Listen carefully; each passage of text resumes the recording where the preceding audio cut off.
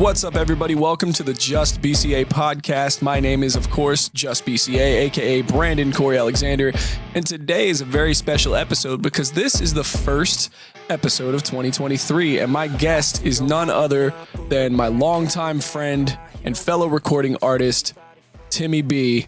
Timmy, yes. How are you doing, man? I'm doing fantastic right now, man. I wanted to bring you on today so we could talk about your music, dog. I heard you got an interesting little project coming up pretty soon. Yeah, and the funny thing is that it actually started as a side project and then grew into a concept EP. Nice. Well, before we get into what the project is and stuff like that, let's talk about your music career, man. How long you been doing music?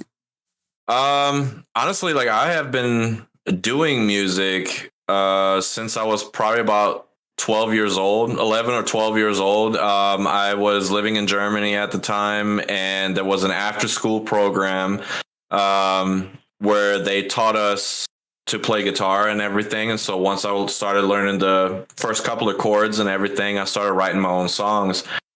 Nothing ever became of it, you know what I mean? Because A, I was young, and B, I didn't know where to go to record or how any of that process even worked or whatever. So I was just doing it for fun.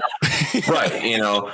But the inspiration came because I actually have an uncle in Germany that is in a band still to this day. And when we would go visit them in South Germany, because I grew up in North Germany. Right. If he had band practice or a local show, typically his band would play stuff like fairs or any kind of other local events or whatever.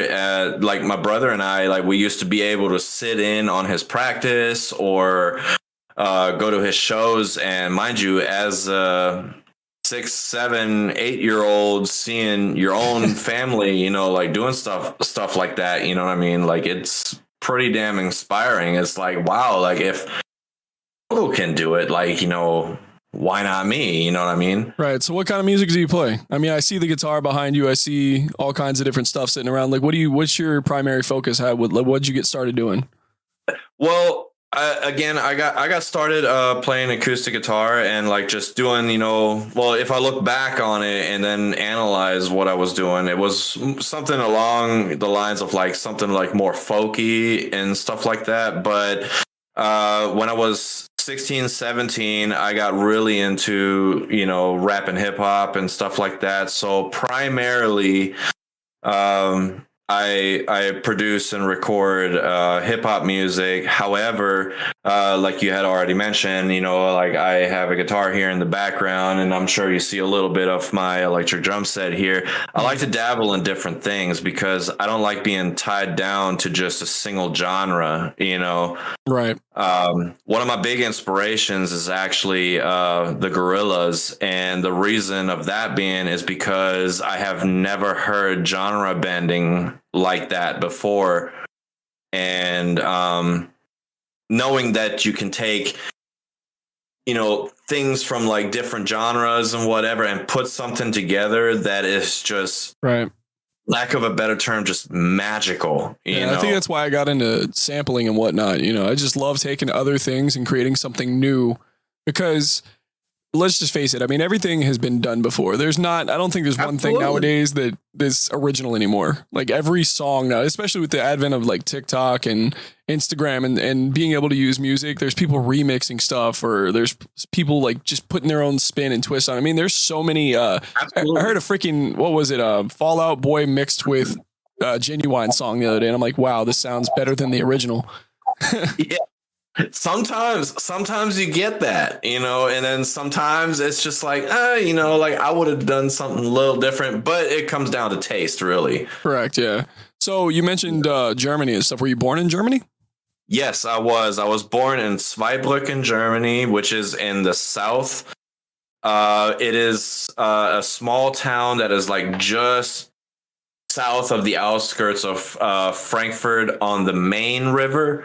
Believe it or not, there's actually two Frankfurts in Germany. There's one in the northeast, just north of Berlin, and then there's one down in the south. And I was born in South Germany, but I spent most of my time in North Germany. Well, I gotta ask, since neither one of us really give a fuck about like cancel culture and stuff like that, I want to ask you a question as a native German.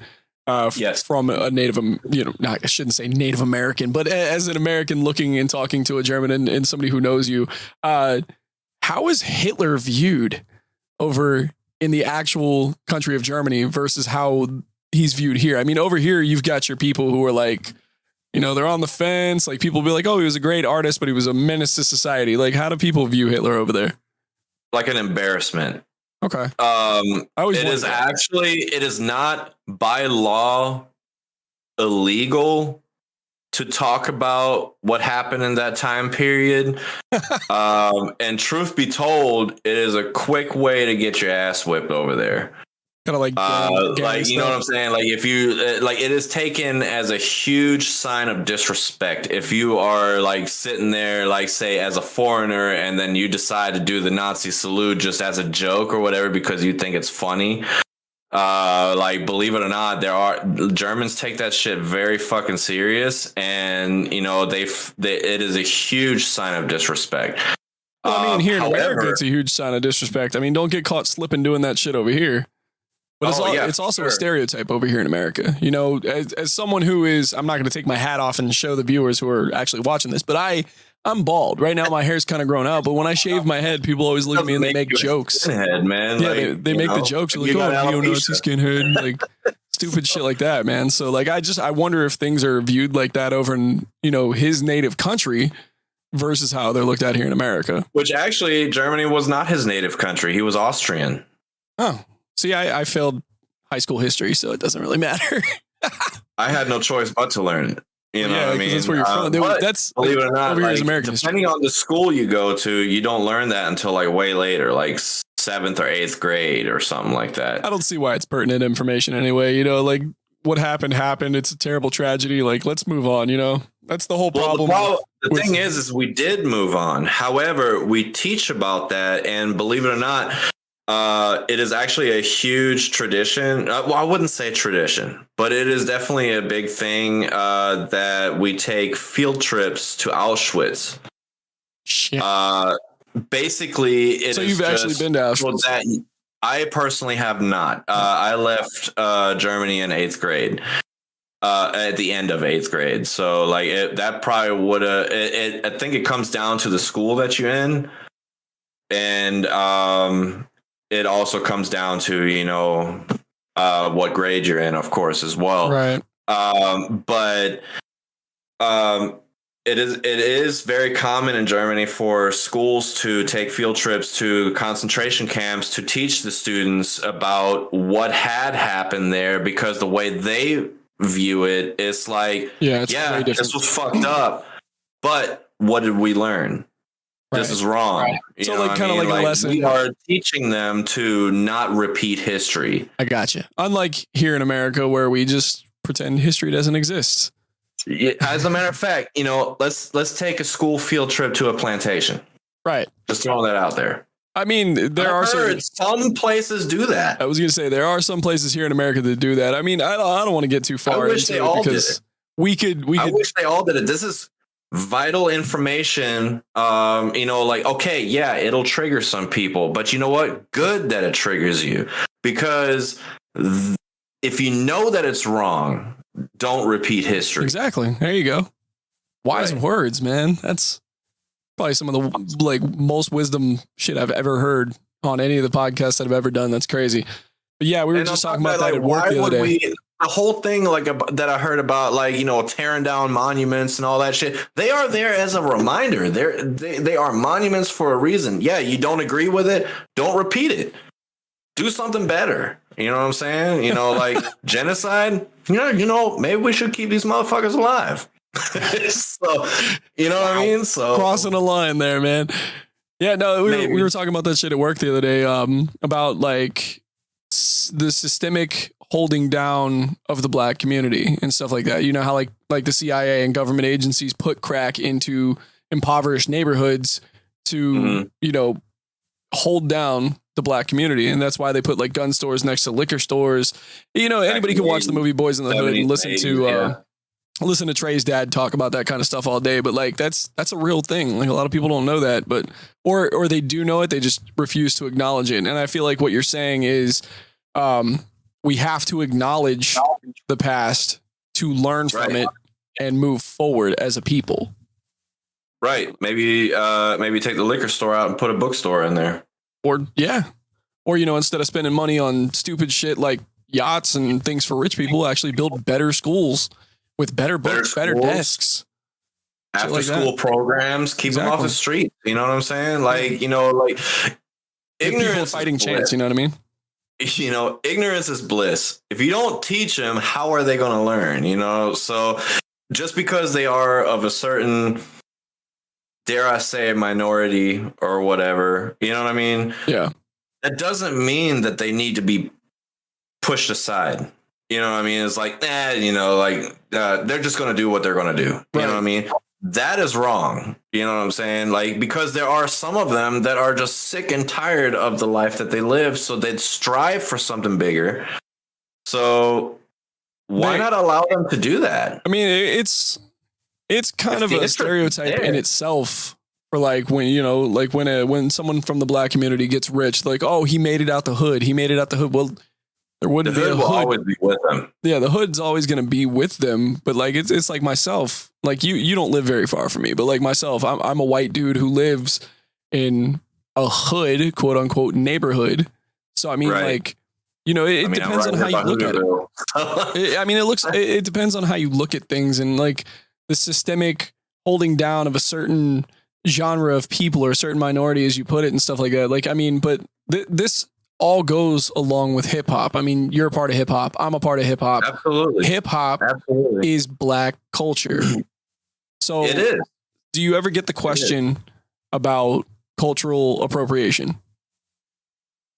Honestly, not really. Let's also go ahead and be honest. You know what I mean? Like, I have had very, very, very few interviews, and typically, if there was an interview, it was at a show, and then like this particular subject never got brought up. Right. I'm gonna be honest. You know what I'm saying? Like, it is not something that has personally come up, but I think it was also due to a certain setting that I was currently in. Right. Which is kind of surprising, because you and I have both done. I wish the conversation would have got brought up. Well, honestly, you and I have both done concerts and opened up for acts. They're very similar. We've worked with the same people. We've performed with the same people. We have done shows with the same people. We've been a part of the same groups together and stuff like that. And I feel like putting yourself even side by side with someone like me, there's a contrast in different personalities. Like, I am the wild, colorful, rambunctious, don't give a shit what I say kind of person. You're the more intellectual, trying to drive your point home and teach a lesson, tell a story type guy. Thank you very much.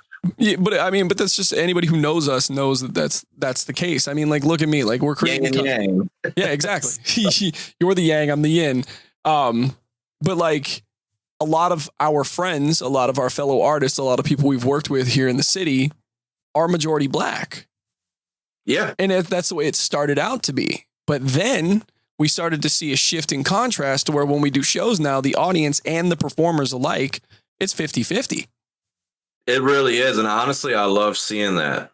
I love seeing that too. The diversity itself, you know, it's opposite of what they show you on the media. Like, they always try to show black people and white people fighting against each other, or like, this person said this, or this person's doing this, or this person's better off than this person. That's not the case, man. Like, come out here to the city and check it out.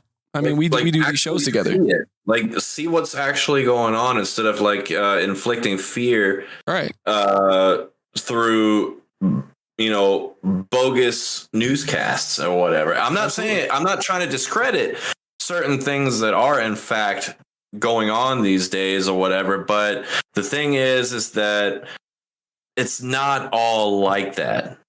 You know what I mean? Like you are only seeing it because you're only looking in these certain neighborhoods. You're only looking at these only certain types. You're only covering certain topics. Right, you know, and the saddest part I personally feel is that they're seeing it because they're looking for it. Well, that goes along with anything in life, really. I mean, if you're looking for it, you're going to find it. It's just like how they say, if you manifest something, eventually it will happen. Like, for instance, when I was younger, I had no idea what an Audi was, like a car. But then the second I bought one at the age of 19 years old, I started seeing them everywhere. I started noticing them everywhere. I feel like that's the same thing with the media. Like people that I know say, oh, the media is so bad. It's so worse. It's worse than it used to be. No. It's not. It's just that now everything is caught on tape because of a little device like this called a cell phone. You know what I'm saying? Yeah. You know, everybody catches everything on tape nowadays with the advent of like YouTube and TikTok and Twitter and Snapchat and Instagram and whatever social media. No matter what you do, now everything is good. Like, I mean, we've seen videos of people busting their ass on Ring cameras, like on doorbell cameras. Everything is recorded nowadays. We are so far ahead of the curve as far as technological advancement that none of us, including the media, use it correctly.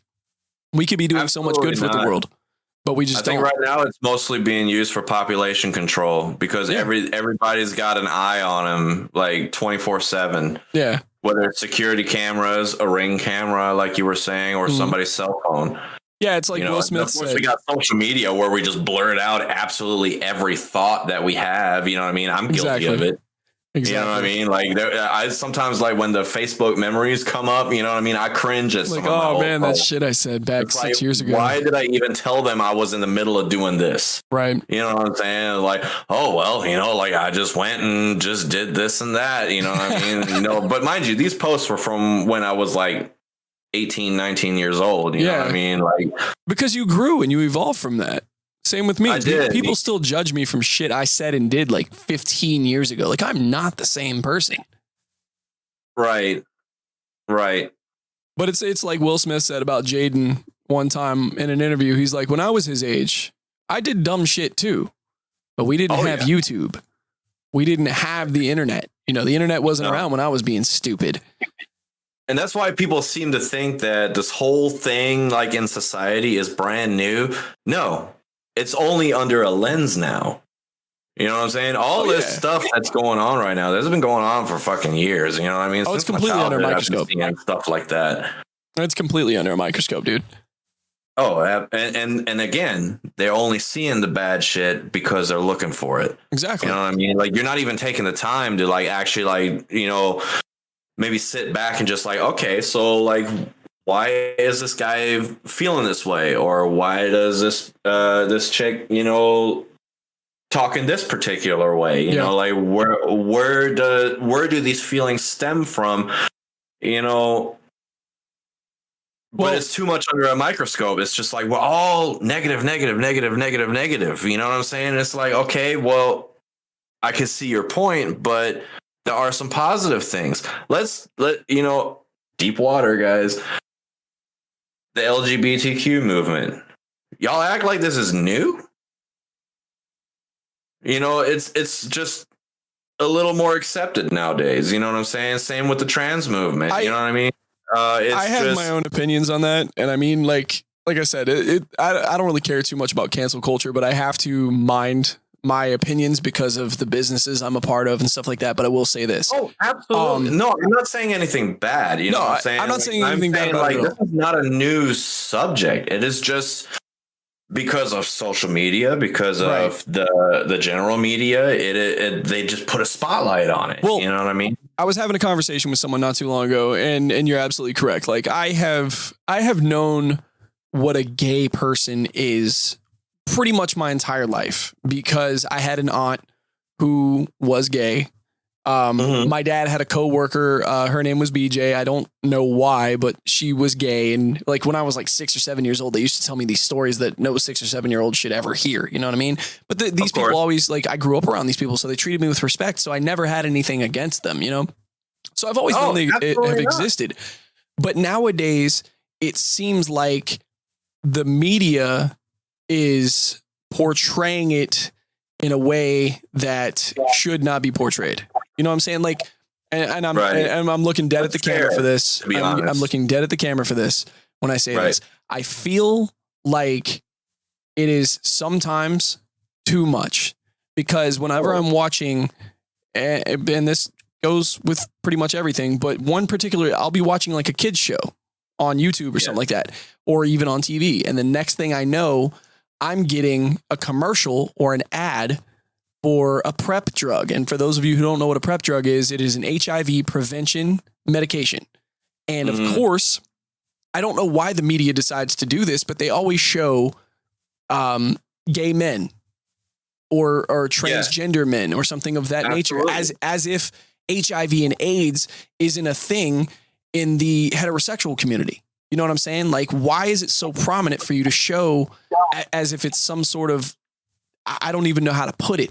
You know, like why are they like it's only going on in that community? Right. Like it's only a problem in that community. You know, I'm sorry to tell you, but AIDS don't give a fuck about what your sexual It doesn't discriminate. It's like if you fuck up and you sleep with someone or whatever with someone that has it. Not even that. It doesn't even have to be like sexually transmitted, bro. I mean, like, look at me. I'm covered in tattoos. Anytime I go to a tattoo artist, I get paranoid as fuck. Anytime I get a shot or a vaccination or anything, I get paranoid. There's AIDS, there's HIV, there's anytime I cut myself at work on a piece of glass or step on a nail, dude, I get paranoid because disease nowadays, especially with the recent pandemic. You know what I'm saying? But my whole point is the way that the media portrays these sort of things as if it's just a problem in that one specific community, when it's not. And it allows children to see this and think if their parents don't teach them correctly, they're going to think that that's a negative contrast on that community. They're not going to have the same upbringing I did. You know what I'm saying? You said something about if we don't teach our kids correctly, and you and I both are parents, and there is another problem with that as well. They have taken our parental control away from us as well. Correct. Because God forbid, your child might legitimately do something wrong. Yeah. You and I both grew up in the 90s. You know, how were our parents when we screwed up? Oh, my dad beat the shit out of me. Bro, that should be illegal right now. You know what I'm saying? You know how I knew I was in trouble? My mom handed me a business card for DCF and was like, I want you to call them because you're going to need them here in a minute. Nah, like my dad used to threaten me. He'd be like, are you going to come get this ass whooping? I'd be like, no, I'm going to call HRS. He's like, all right, that's cool. Well, if you call HRS and they take you away from me, there's no PlayStation. There's no basketball with your friends on the weekend. There's no this, there's no that. And I'm like, all right, I'll straighten out then. But yeah, no, like I knew I was in trouble he would wrap his belt up and put it on the counter. Literally. Oh, for sure. Like that's how I knew I was in trouble. But nowadays, I've gotten it pretty good. It's been outlawed. I remember like one of the craziest stories I have from the late 90s. I was like 10 years old or something like that. And I remember I got up from the dinner table after a heated argument with my dad, who's about my size now. I was a little 10-year-old kid, skinny, maybe 100 pounds. And I got up from the table and I kind of like shoved the table into him. And I guess he took that as some sort of threat, and the dude mollywopped me in the face. I'm not saying at the time he was right, but I deserved that shit. No. You know what I'm saying? It's because of the fact he was trying to discipline you. Right. He thought I was taking a shot at him. You know, and I'm never going to say that like, okay, game on. You know what I mean? Yeah. So you will never ever hear me say that my parent abused me or neglected me or any shit like that. Because 9 times out of 10, the ass whoopings I got, I rightfully deserve that shit.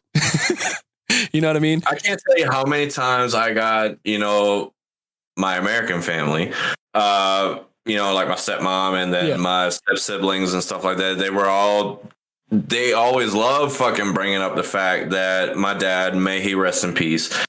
One day he just, him and I were arguing and stuff like that. And, I was standing in front of, the bathroom door or whatever. And, he was a strong dude. You know what I mean? that he had, flat hand, pushed me in the chest, and it caused me to go into the bathroom and fall into the shower.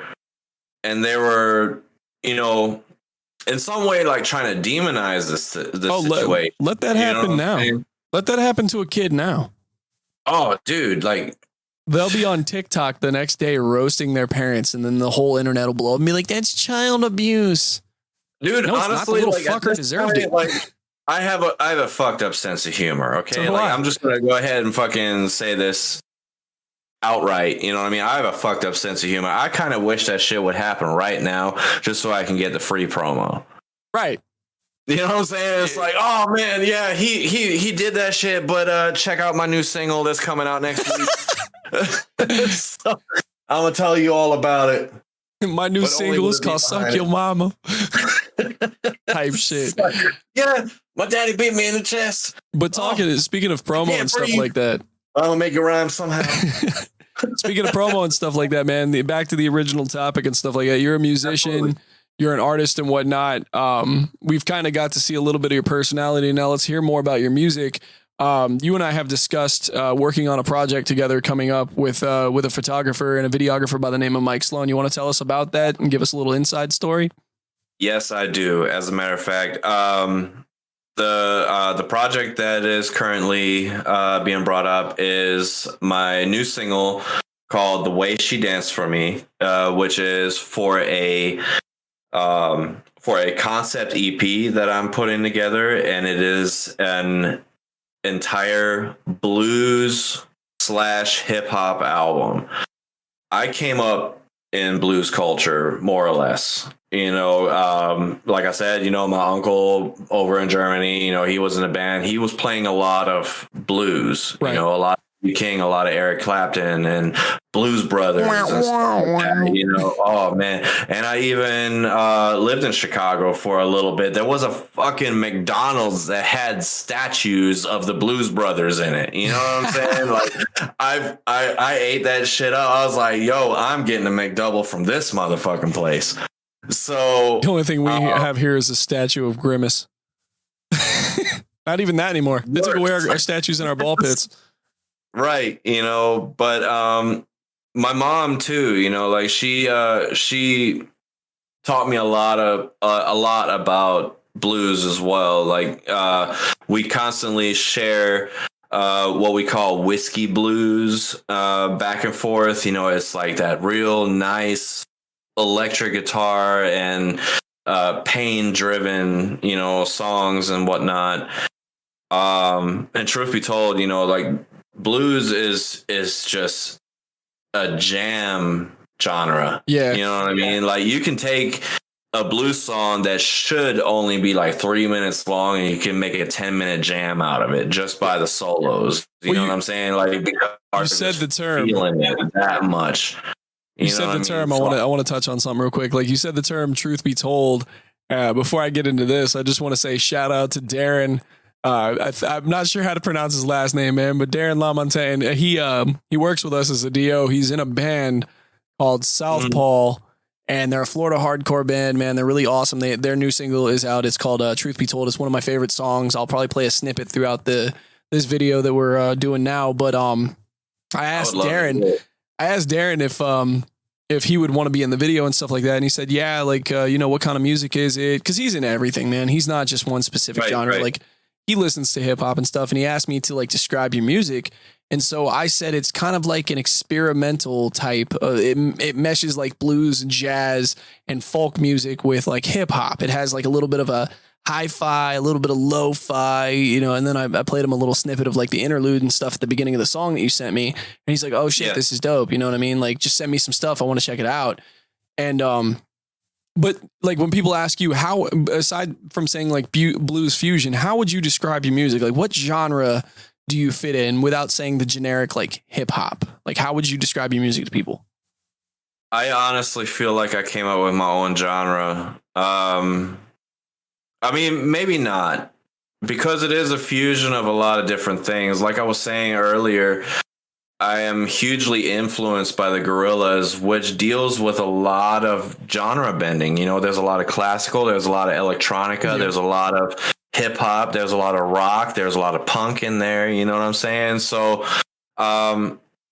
like I was saying earlier as well, you know, I don't like being tied down to just a single genre. Maybe the projects vary by genre, but I love dabbling in various different things. You know what I mean? Because As do when I play shows, there's always something for somebody. Yeah. You know what I mean? Like, because everybody's tastes vary these days too. Well, not, you know what I mean? Not nowadays, man.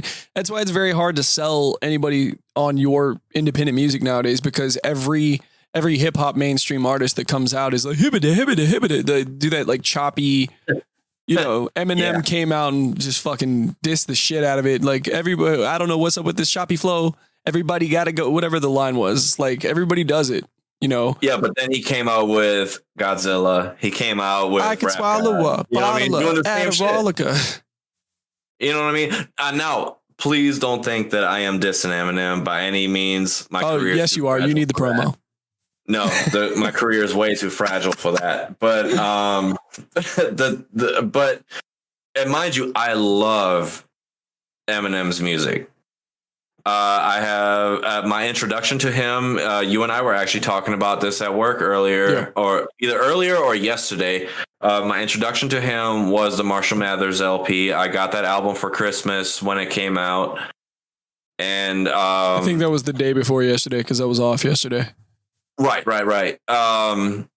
It was just, you know, it was just so different. It was so brutally honest, you know, and I respect things like that. But that is also what got me into Juggalo culture.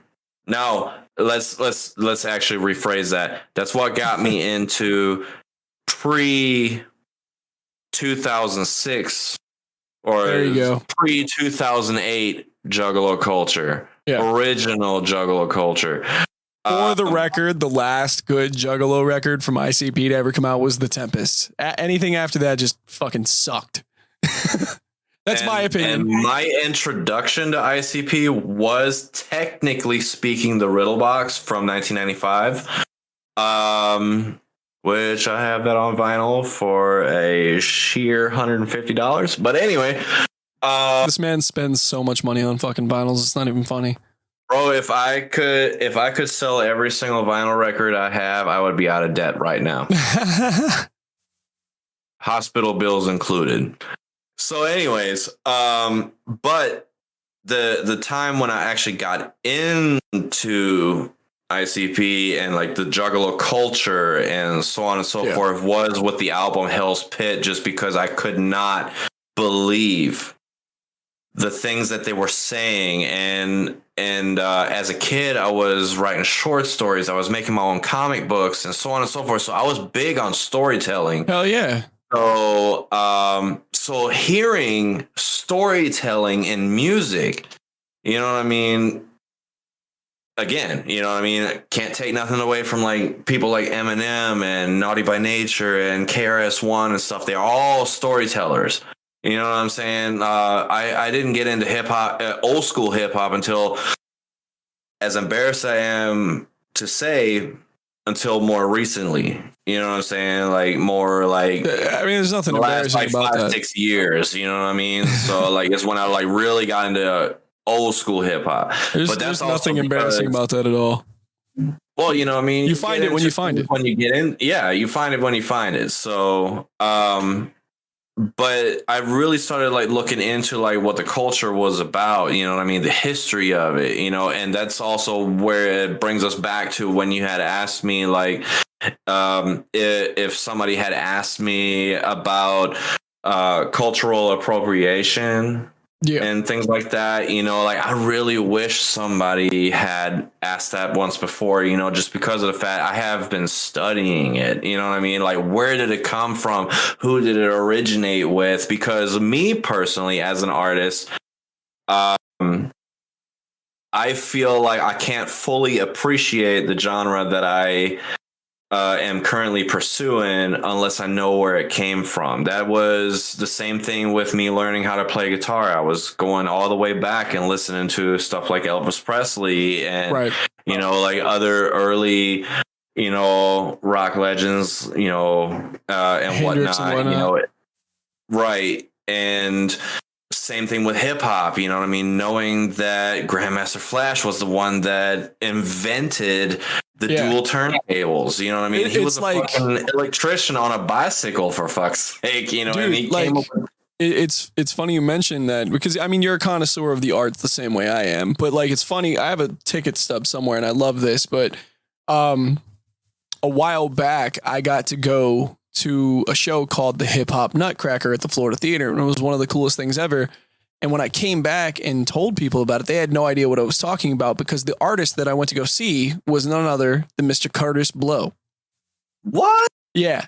I got to see Curtis Blow, who was a big influence on my life as far as hip hop culture goes. Cause I consider myself an old head, man. I love old school hip hop. I love like These Are the Breaks. Absolutely. I like Biggie and Pac, just like everybody else. I love Snoop Dogg. I love NWA. Like I could recite the entire NWA album word for word. As I am as pale as the driven snow, dude, but I can, and when I say word for word, I mean word for word. I can tell you a funny NWA story, as a matter of fact. When I first started collecting vinyl, I bought Straight Outta Compton at Tiger Records here in Jacksonville. Holy shit, that's old school. And the album was not in the sleeve. It was actually NWA and the Posse that was in that sleeve. So I had to buy Straight Outta Compton twice because the distribution company put the wrong record into the sleeve. It was still NWA, but the album was tape.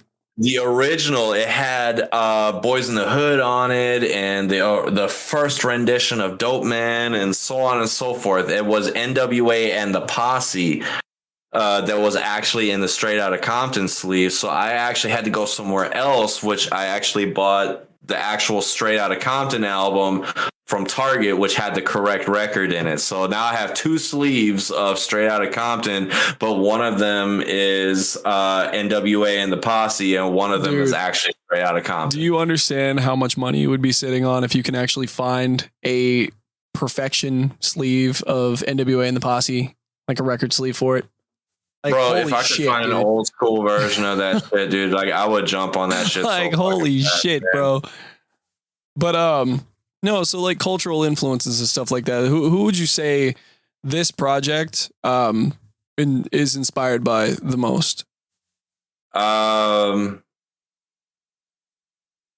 Definitely BB King, Eric Clapton, Robert Johnson, you know, because of the Crossroads reference. The EP that we are actually referring to is actually called 808s at the Crossroads. Because I wanted to incorporate Delta blues culture, which is more Southern America. So that way we don't get it confused. Delta blues is very different from Northern blues. Oh yeah, very. A lot of people don't know that. Delta is more Alabama, Mississippi. You know what I mean? Something along that line.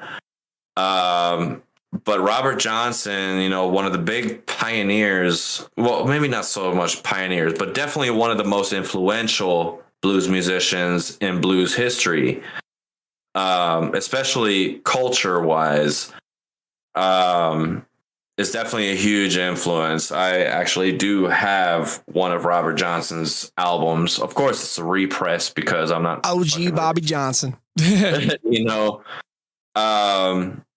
but I had been in love with blues culture for a long time, you know, so it was honestly just a matter of time before I did something along that line. You know what I mean? So I figured, like, why not? You know, I just went honestly, like, just on YouTube and I was just looking at blues type beats, and then I found a bunch of them, and it turned out that they were all made by the same production company. So I actually bought some licenses and was able to put a small little EP together because that's all I could afford. So but yeah, this is an entire concept blues / hip hop album, and EP, but it is going to tell a story throughout. It's going to start off with the Delta blues culture, which the first song is actually called Crossroads, and it's about myself going to the crossroads, meeting up with the devil and selling my soul for blues fame, and then it just kind of goes on from there and just fulfills a whole story, which actually brings me to the album series that I originally created when I first got started making hip hop music, which is what I call the Sinner series. So I figured, honestly, I am one of the very few people who still has the original Sinner CD that you were passing out at Hangar 7 in Lake City. Yeah.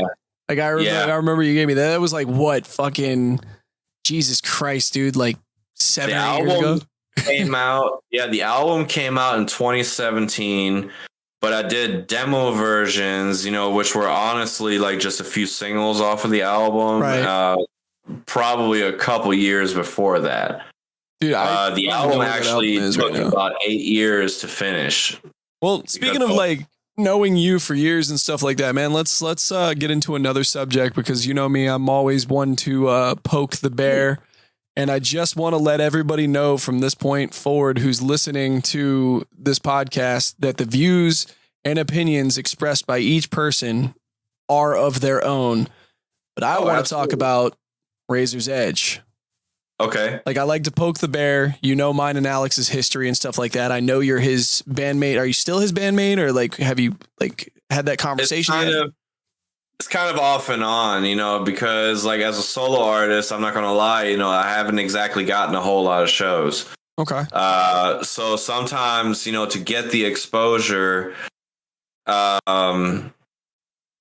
and whatnot. And sometimes it's also just simply for nostalgia. You know what I mean? I cannot even deny that we've had some amazing times. Going on tour and meeting the people that we met, playing the shows that we did, whether it was festivals such as the Gathering of the Juggalos, Deltona Palooza, or whatever, you know what I mean?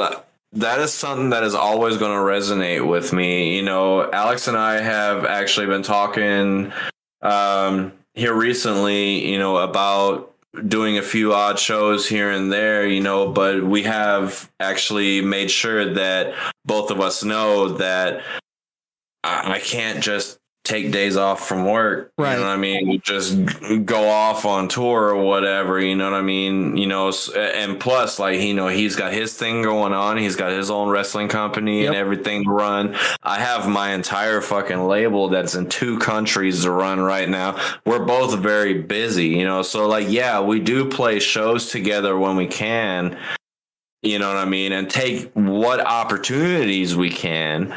You know what I mean? And Alex, more recently, for sure, has also made sure that I do also have a solo set. So that way, good. My music doesn't have to be on the back burner just because I'm doing Razor's Edge shows. Gotcha. You know what I'm saying? I mean, that's kind of why I say that the opinions differ. Like each of our opinions are different. Because I mean, my story and my history with Alex is completely different than yours. I've never dealt with Alex on the music side of anything. So I don't know. I've watched him. There was one point in time where I was a fan. I mean, I always show you the video, like Downward Spiral is still one of my favorite songs. And I always tell you, and again, this is just my opinion. I always tell you, and this is strictly my opinion, that you had the better verse. Like when I think of your vocals, that's how I think of your vocals. Like the single track, I love that stuff. You outshined him. You Eminem'd the shit out of him on his own song. You know what I'm saying? It was my renegade. Right. But my dealings with Alex have to do with like the wrestling business. You know that I'm wearing the shirt right now. Like I'm Right, USWA until I die. I'm always going to be USWA. And I feel like Alex has made in the music business, he has made an impact and has made connections and contacts that are few and far between. Like he's made some very rare contacts and communications with people who, you know, it's very shocking and surprising. But in the wrestling business, he has not had, I wouldn't say he's earned the same stripes as he has in the music business. Like he's respected in the music business because of the people he knows and stuff like that. I feel like the wrestling business kind of went different for him. And I mean, that's pretty much all I can really say on the matter. Like I said, I've had my dealings with Alex. I've worked a show with Alex. I kind of said some things about Alex that were halfway true and not true. But I mean, anybody who's ever listened to anything be said by another person about Alex, take it for yourself and go experience it before you listen to anybody. I mean, there's been stories of him like chasing people out of buildings and yelling at people or saying things. Like he's gotten shit on the internet from big names like Jim Cornette and Gangrel and Vampiro and good and bad. But I mean, like in your dealings personal with him, two questions. The first question is, how has he treated you as a person when it comes to the music? And has he ever tried to get you to do the wrestling stuff with him? There was one time that we did play a Razor's Edge set during one of his anniversary shows. Which honestly, come on, it was a special occasion. Right. You know what I mean? It's not like, you know, that is something that we consistently do. It is more of a special occasion type of thing. But you know, he does understand that me personally, I'm not a big wrestling guy. I used to be when I was a kid back in the early 90s during the WWF days. You know what I mean? Like one of my favorite guys was back in the day, it was Jake Roberts and Tatanka and Doink the Clown, early classics, stuff man. like that. But let's also be honest, you know, these were the days when I did live in the States as a small child before my mom took my brother and I back to Germany, and there was no wrestling available. You know what I mean? Which is surprising now because wrestling is worldwide. Well, I found out in my early teenage years that that they do some tapings of wrestling. You know, during like the NWO days and the early WWE days, you know what I mean? That's how I got introduced to like people like Goldberg and Stone Cold Steve Austin and things like that. But these were like late night, you know what I mean? Like 2, 3, 4 in the morning. I asked my mom to tape them, but the problem was that the only commercials were phone sex ads. So my 12, 13-year-old self was trying to watch a taped wrestling show. And then, you know, I get, you know, when the commercials came on, you know, all it was literally just phone sex ads, like for like 5 minutes straight. You know, it's just, you know, fighting temptation to pick up the phone. So as a preteen. Before we get back into your music career and stuff like that, I just want to ask, like personally, on a personal and honest, candid level, how is dealing with Alex when it comes to the Razor's Edge stuff, like on a personal level? Like, is he very manic? Is he like a chicken with his head cut off? Like how do you gauge how he deals with the process of getting everything set up? I mean, you know, he has his process. You know, we all do, you know, and, you know, he has his ideas, but he's definitely open to suggestions. More so now, you know, but even in the past, you know, he wouldn't just schedule shit without, you know, talking to me first, right, or whatever, you know. And the same thing with songs, you know, like he would definitely come to me and bounce ideas and whatnot, and ask me what it is that I felt like I wanted to do with certain songs, with certain shows. After all, when we were like, once our second or third tour came around, I started becoming the sound of our show. You know what I mean? I was making our set lists on my side and then sending them completed to him. You know what I mean? So that way we can both practice them and so on and so forth. So honestly speaking, like when it came to the music side, it was very 50-50. Okay. That's good. You know, whether it was production wise or whatever, especially like once we did our second album, Jaws of Life, you know, we were in the studio together and, you know, he came all the way to Jacksonville to record at Sin Biz's studio. Hey. And yeah, that's an old Two school name that we haven't heard in a while, you know.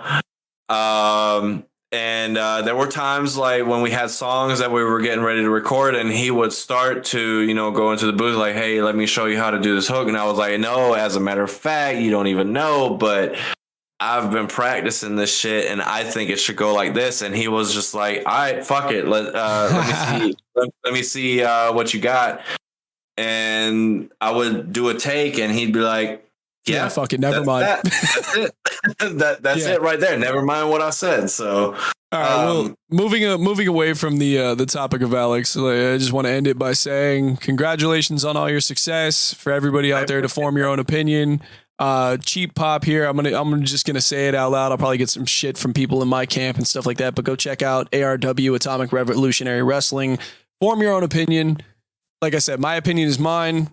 Congrats on your success. Let's move on to what we've got going on here.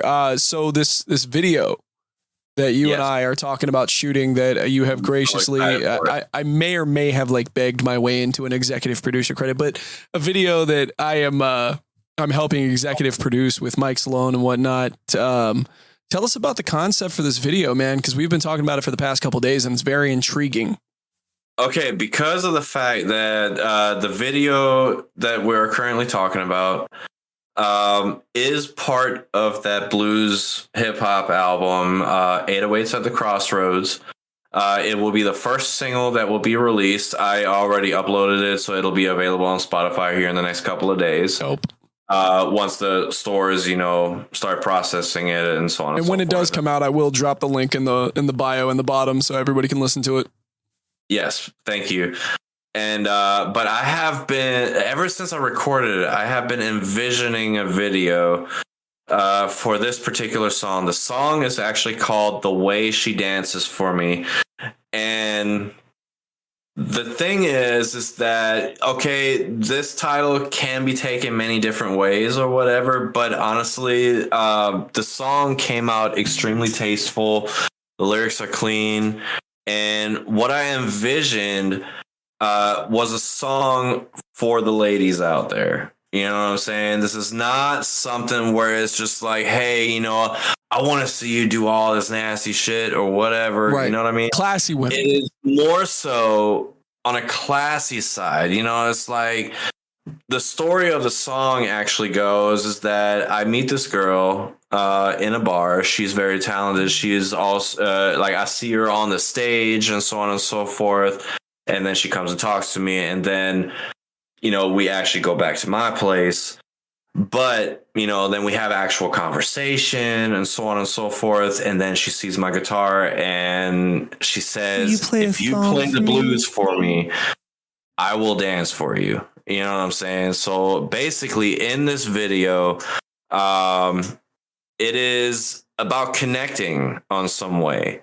You know what I mean? It is not even, dare I say, in a sexual nature, but definitely more on a connection level. It's like, okay, like I can do these things, you know, but you know, it's kind of making her. It's a song that is not geared towards OnlyFans thoughts.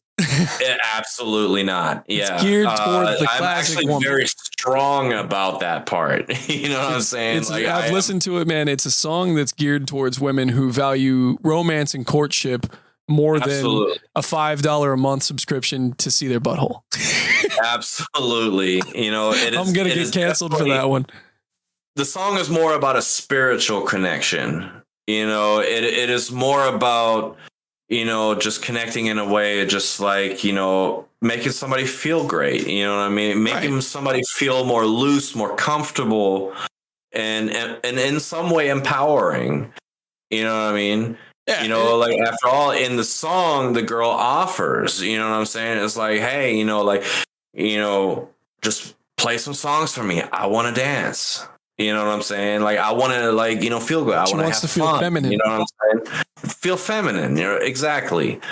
And I found it was very important, to do a songs of that sort, because of, I like it. Well, a lot of the ways that the music industry is going these days, you know what I mean? I'm sure that something like this is probably a topic like this anyway is very refreshing to hear, because, it's just, not quite WAP. It's definitely different. Like I said, I listened to the song and I was very candid with you when I explained to you, like, I listened to the song. Is it for me? No, it's not my jam. However, I support it because of the vision that you have presented, like how we're going to do it, like with the chromatic black and white noir style, like classic romance, elegance with like, I mean, you showed me a picture of how you want the girl to look. And of course I've already tried to do some casting and stuff. I've reached out to Christy and the bar, and I've reached out to Rachel, who's a cosplayer, she's also a dance instructor, which kind of helps out with the, with the dancing and elegance part. I mean, because like these people are the character. Like I told Rachel, like she checks off all the boxes. You know what I'm saying? Like I even told her, I was like, yo, bring your boyfriend, man. Like, cause the more the merrier, we need extras. So anybody out there who's listening, if you want to, like when we get the date and time set, if you want to be an extra at a bar during quote unquote closing time, bring your pals. Last call basically. But we reached out, we talked about the style. Like what made you choose this style? I know we talked about like Sin City, but like what made you choose like a black and white noir with like red vibrance? Like where'd that come from? I have been a huge movie fan for a long time. Honestly, like the first career I chose at like 5-6 years old is I wanted to be an actor. Same. But I felt that music was a little bit more achievable, and I went the musical direction, especially, like I was saying earlier, I had musical inspirations throughout my household. And then we both found out we were wrong. Right. Raw, to the extent that Gordon Ramsay wouldn't approve. But I have actually, believe it or not, more recently, same with music. I love knowing where things come from. I love classic movies. I love black and white movies, whether it's the Universal. This man loves Casablanca. Old school monsters. As a matter of fact, I love Casablanca, but I have been, honestly, like in the last year or so, I have been watching a lot of like Humphrey Bogart movies, Frank Sinatra movies and things like that. Way into the old 40s school. and 50s, and I adore film noir, and then of course there was, as you had mentioned, the style of Sin City. I was immediately in love with that movie when it first came out because it just reminded me of exactly the type of movie taste that I actually have, which is weird because, I'm sure you see the hockey mask back there, but I'm a huge horror fan too, but it doesn't have to be bloody all the time. Yeah, me too. Sometimes it can be just can't see it, but I'm holding up a Michael Myers mask. Gumshoe wearing private detective, you know what I'm saying? Like sheer suspense and real drama. Like back in the day when we didn't have CGI effects and stuff like that, it really came down to body language, your vocal tone, you know what I mean? Real acting. Like the silent film era. Oh, dude, silent films are amazing. I love those things. Like, of course, we're going back into horror, but the original horror movie, Nosferatu in 1922, yes. And then, of course, Phantom of the Opera with Lon Chaney Sr., which his son became the Wolfman later on. Every time, oh my God. Pause for a second. Hold on, pause. Oh, every time somebody says the name Lon Chaney, the only thing I can think of is Johnny Knoxville in the original Jackass movie where he dresses as the old man for the first time ever. The dude, he's trying to steal in the store, and then when the old man kicks him out, Johnny Knoxville just randomly hollers back, I was Lon Chaney's lover. You'll like, go back and love him. What the fuck does that even mean, dude? But then like doing the commentary, he's like, he played Wolfman and all kinds of shit. Like, who randomly thinks like you're getting kicked out of the store? I was Lon Chaney's lover. Like, what the fuck? Right. But yeah. Hey, actually, can we go to commercial real quick? For what? I need to make a run real fast. Go ahead. We're at an hour point. We're going to go ahead and take a break anyway, because I got to promote today's sponsor, as always, is Video Game Rescue. And we're going to run a little commercial for Video Game Rescue while Tim goes and pays the water bill. We'll be right back. Thank you for choosing Video Game Rescue. We have a wide selection and great customer service. And if you don't believe me, ask my customers. They have a wide selection and great customer service. Wide selection, great customer service. Video Game Rescue. Wide selection and great customer service. All right, ladies and gentlemen, welcome back to the second half of the Just BCA podcast. Again, if you haven't been listening for the last hour, we've been talking to a good friend of mine and fellow recording artist, Timmy B.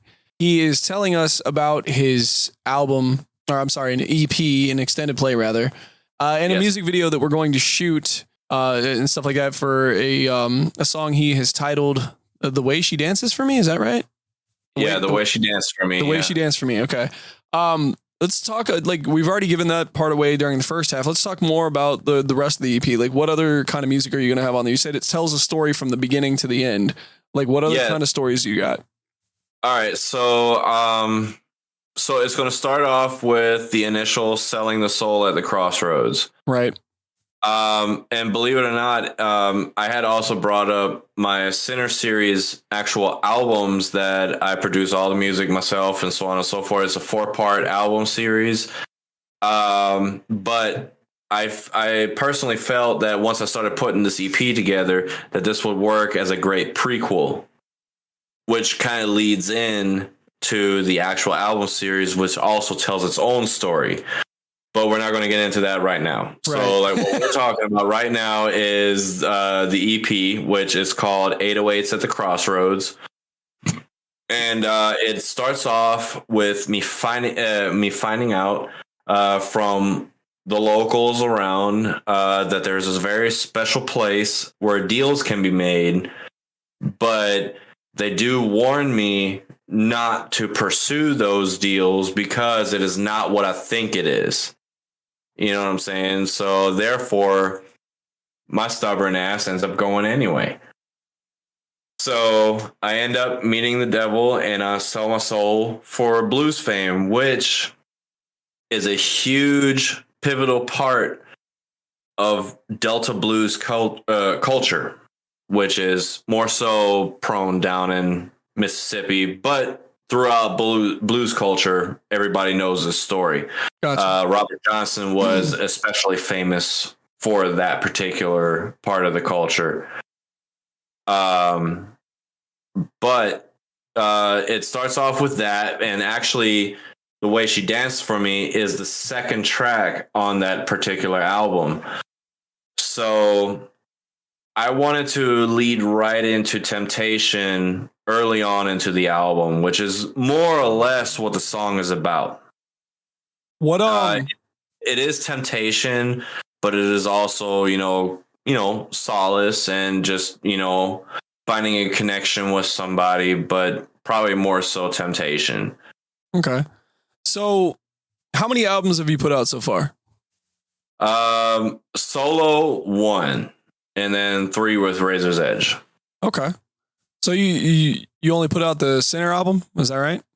So far, yes. Because I am a perfectionist and I am my own worst critic. And therefore, the second album in the Sinner series, which is called The Follow-Up, has yet to be released and or finished. Okay. So what about like personal life, man? Like, what? Let's talk about how you came from Germany to America. Yeah. And you just fell into hip hop, or like were you already into hip hop when you were over there? Like what happened?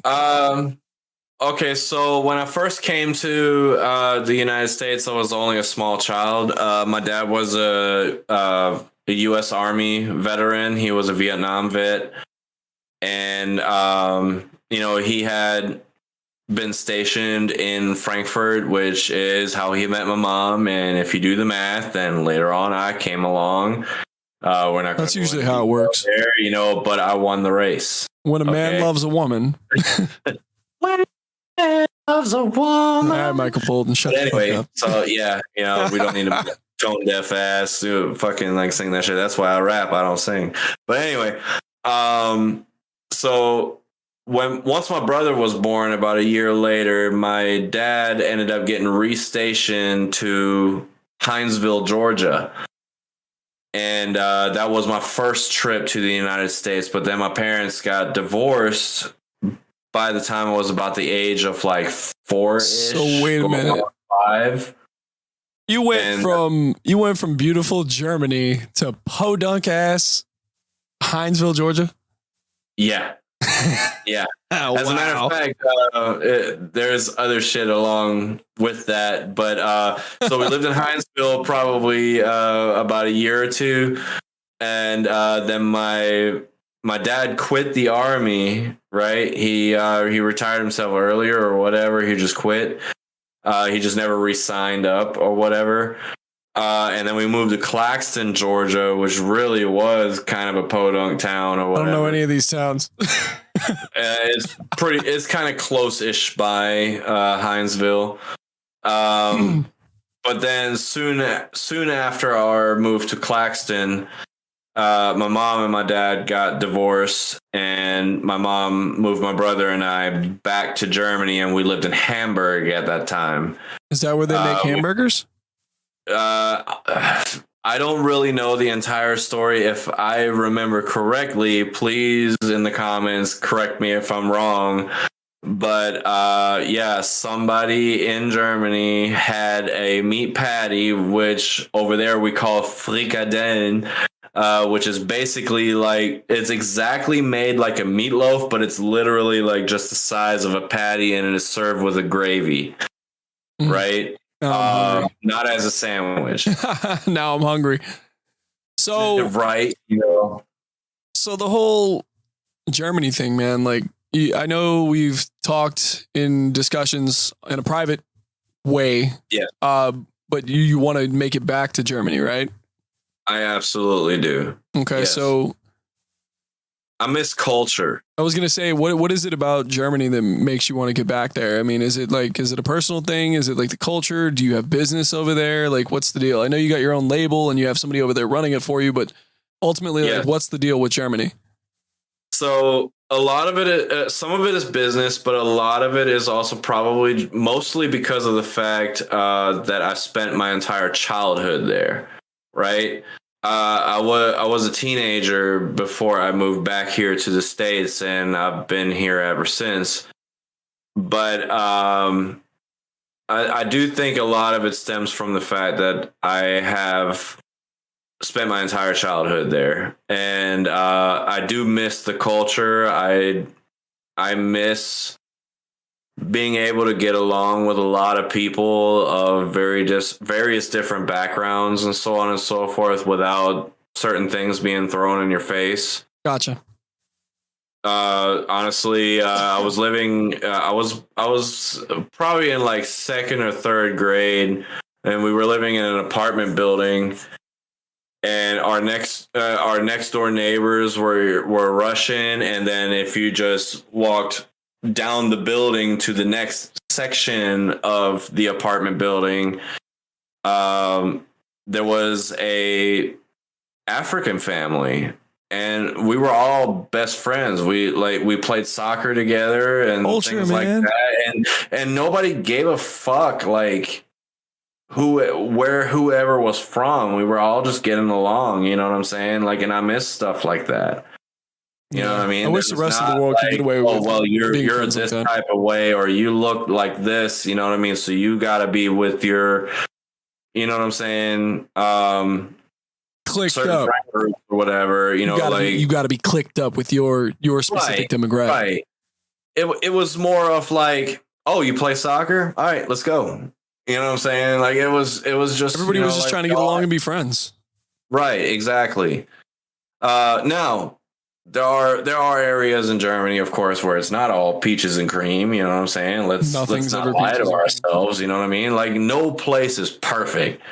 You know what I mean? And a lot of it also stems from like what company you keep. True. Which also goes for here. You know what I mean? Like I got friends in all the ethnic groups and so on and so forth, you know, because honestly, you know, it doesn't matter to me what you look like. Honestly, I'm more interested in your culture. You know what I mean? That's how I became friends with Pepe, man. Right. You know, like for those watching who don't know who Pepe is, obviously, like we can't give away too much of our personal lives, but Tim and I work together. And there's a gentleman there. His name is Pepe because nobody can pronounce his actual name. He is, he's an African man from, I want to say Ghana. He's from Africa, but he has a very thick accent. And dude, Pepe is like one of the coolest fucking people on the history of this earth. Like he comes to me for all kinds of advice on like how to set up audio equipment and stuff like that. But like that, how people interact at our job is how I wish the rest of the world would interact, because like it's multicultural. Like there's black people, white people, Spanish people, Asian people, Eastern Europeans. Like Central European. It's a 64 pack of crayons, man, at our job. But like, so with that being said, and talking about people getting along and not getting along and stuff like that, let's talk about what's one of the hardships you had to deal with when you lived in Germany. Like as far as like we talked about cultural appropriation earlier, but like what in Germany did you experience or did you witness similar to here in the States as far as like, oh, you're this, so you can't do that? Or like what's a stereotype over there? So truthfully, like the things that I personally experienced was, you know, there are some things that are similar to here, you know what I mean? Like we were talking about, you know, the being clicked up with certain people. Right. I had Russian friends, but then there were also other Russians that only dealt with other Russians. You know what I'm saying? So in like a mob mentality type of way, or say what? In like a mob mentality type of way, or is that just how they were? Well, no, not so much. It was just, you know, kind of like certain circles around here where they just kind of stick to their own kind, if that makes any sense, without sounding too terrible about it. You know what I'm saying? I'm just saying like what it was, black and white. You know what I'm saying? Trinity in the chat says that she says they aren't very friendly near the military bases, though. Oh, I'm certain they're not, especially right now. You know, let's be honest. You know, they've been making certain moves. You know, and I heard actually Germany has gotten involved with that particular fight more recently, which kind of provokes me to want to go over there even more. God forbid something pops off. You know what I'm saying? Like I don't want to be a part of that. I don't, you know what I'm saying? But the thing is like I'm thinking of my family. Well, yeah, I mean, you know but also like how does that make you feel? Breaks off, you know what I'm saying? Like I want to be with my family. With that being said, though, like you just kind of touched on something. Like, how does it make you feel trying to get back over to Germany, knowing the kind of conflict that is going on over there, and the United States possibly getting involved in the whole Russia, Ukraine, like German thing that's going on? Like, how does that make you feel? Like, if you went over there just to visit and you got trapped, like what kind of precautionary stuff did they warn you about over there, man? I personally haven't gotten any precautionary things. To be honest, I don't think that we're like that horribly involved in it or whatever. I just know that we've just recently gotten involved. I don't know the extent of it, to be honest with you. I haven't exactly followed it much. Like I am honestly more focused about just like I want to go home. Gotcha. Okay. You know what I'm saying? So I just want to be with my family. I mean, yeah, I haven't seen them since 2008. I haven't been able to hold my mom since July of 2008. You know what I mean? And honestly, I am also going to be entirely honest. The reason I can't go back are a lot of my own actions. Sucks nonetheless, but a lot of it is my own actions because most of it is child support. Are you a federal criminal on the run? No, I am not. I am somebody that just owes back child support and can't get a passport that way. And whose fault is that? My wallet. Your wallet's fault. So it's my wallet's fault. So that's the one and only thing that's holding you back from going to Germany. Yeah, it is because I can't get a passport because I owe back child support. Damn, is there like a limit to that, or like if you pay a certain amount back, can you get it back, or like what's? Yeah, if I get my back pay below $2,500, then I can potentially get a passport again. Jesus Christ, how much do you owe? I mean, you don't have to answer that. Last I checked, probably in November, I actually was able to get it like in the last 3 years or so. Like I've been able to get it down to about half, which now is like $6,000 or so. Okay, so that's not too horrible. Seem like much, but when you ain't got money and when you're living paycheck to paycheck, it's quite a bit. It's better than owing $18,000 and doing 11 months in jail. I mean, there's always deportation. I mean, that's true.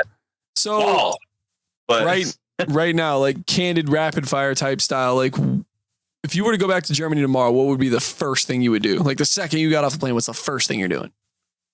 I would go see my mom. That's the first immediate thing you're doing? That would be absolutely the first immediate thing I would do. And luckily for me, my mom and my brother live in the same apartment building, just different apartments. So I can kill two birds with one stone. I'll meet them in the hallway. What's the first meal that you would eat when you got over there? Very easy. It is called a doner kebab, which is equivalent to the American gyro, but on crack, basically. Euro. The American Euro. Whatever, like gyro. It's not even American. That's fucking Greek, you idiot. Honestly, the version that I'm talking about is Turkish German. Same shit. We go to a Turkish, what we call an imbiss, which is like a fast food restaurant. They just prepare shit like really quick. Our fast food is actually healthy for you. Yeah. In moderation. Trinity in the chat says, yeah, I missed that too. I'm not sure if she's talking about the kebabs. But yeah. The doner, like they are cheap and they are filling and huge. It's a sandwich you have to hold with both hands, right? It's this giant flatbread pita sandwich or whatever that they make into basically a triangular pocket, stuff it full of gyro, and then you throw sauerkraut, iceberg lettuce, tomatoes, onions, tzatziki sauce, red cabbage, and so on and so forth. It's like this giant sandwich you have to hold with both hands, and it's for like under $5. So you just mentioned a little while ago, you said that German fast food is healthier than American fast food. I mean, obviously, if you look at American culture. In moderation, of course. You know what I mean? Like, obviously you can't live off of fast food, you know what I mean? No matter where the hell it comes from. But the doner kebab, for example, is a very balanced street food. It's considered a street food because you can literally take it on the go because it's made into like a pocket kind of thing, and you can walk and eat at the same time. And it is so balanced in vegetables and meat and bread and everything. You got the whole damn nutritional pyramid. It brings a whole new meaning to, hey man, you want to hold my pocket? Yeah, basically, but you don't want to hand that thing off because somebody else will eat it. Trinity says, or the meat with the fries and the white sauce. Yeah. I'm not. Yeah, she's probably referring to the tzatziki sauce. Like you can actually just take the gyro meat, and they do serve it as a doner platter instead of a sandwich. So they do serve it as a platter to where it's just the meat. It does have like a little salad on the side, and then it comes with fries, and then it comes with a big scoop or a cup, depending on where you're getting it from, of the tzatziki sauce, which is phenomenal. You're making my super white Italian and Romanian ass A, want to go to Germany and get some food, and B, As a matter of fact, there's a place here in Jacksonville that sells those. What, white people? Not the exact version that I'm used to, but so close to where it's acceptable. It's called Cultural Kitchen.